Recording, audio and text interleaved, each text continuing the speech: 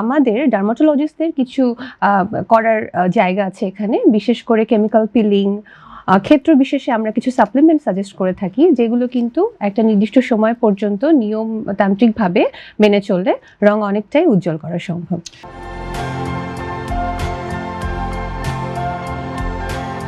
চুল এবং ত্বক এই বিষয়গুলো নিয়ে আমাদের সমাজে অনেক ভুল ধারণা রয়েছে। আসলে প্রথমে জানতে চাই যে রং ফর্সা হয়, আমাদের শরীরের রং ফর্সা হয়, নানা রকমের পণ্য পাওয়া যায়, বিজ্ঞাপন একদম চটকদার বিজ্ঞাপন। আসলে কি রং ফর্সা করা সম্ভব কিনা, কি মনে হয়? জি, খুব চমৎকার প্রশ্ন। আসলে এটা আমার মনে হয় সবাই জানতে চায়, বিশেষ করে ইয়াং জেনারেশন। রং আসলে জিনগতভাবে নির্ধারিত, জেনেটিক্যালি ডিটারমাইন্ড বলি আমরা। এটি রাতারাতি এবং স্থায়ীভাবে ফর্সা হওয়া অসম্ভব প্রায়।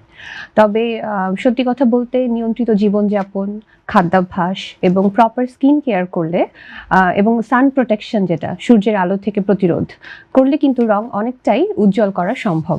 পদ্মা সেতু, মেট্রো রেল এবং এলিভেটেড এক্সপ্রেসওয়ে নির্মাণের গর্বিত অংশীদার বসুন্ধরা সিমেন্ট।